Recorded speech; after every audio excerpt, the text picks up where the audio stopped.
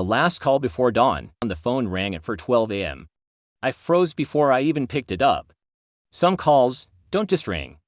They hit you straight through the chest. Hello. My voice was rough, ragged from the many nights of watching an empty city breathe. Tunde, it's me. That voice.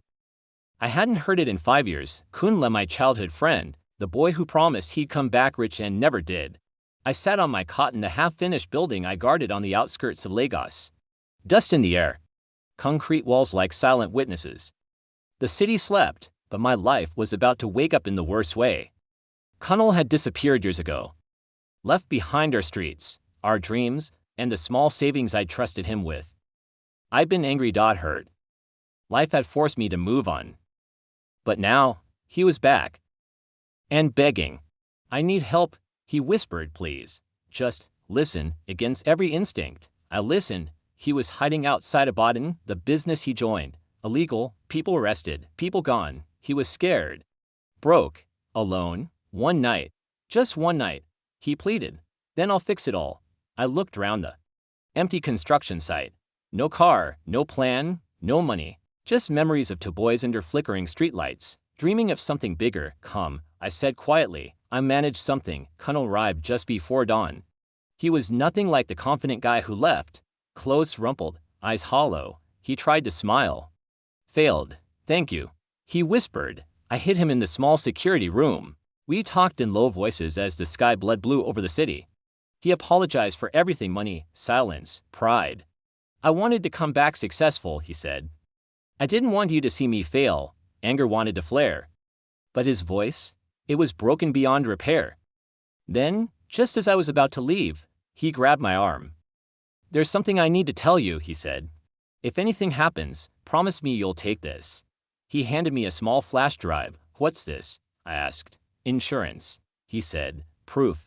Names, transactions. If I disappear, give it to the police or the press. I nodded. The knees coiled in my chest. Later that day, he was gone. No message, no call. Just gone. Fear wrapped around me like a rope. I ran back to the site. The security room was empty. Kunle's bag was there. The flash drive in my pocket. That was it. 2 days of silence. Then, on the third, his face on the news. Man found dead in suspected gang-related incident. I sat numb, staring at the screen. My mother asked what was wrong. I couldn't speak. That night, I plugged the flash drive into an old laptop. What I saw changed everything. Kunle hadn't just been a victim. He had been trying to escape and expose something huge. The files contained evidence of a criminal network, money laundering through fake construction projects. One project name froze my blood. The building I guarded every night. Suddenly, the strange visitors, the late-night trucks, the cash payments, it all made sense. I wasn't just a guard. I was standing in the middle of a crime scene. I didn't sleep that night. By morning, I made a choice. I went to a fearless journalist. 2 weeks later, the story exploded. Arrests followed. The site shut down. Powerful people fell. I lost my job. But I gained something else.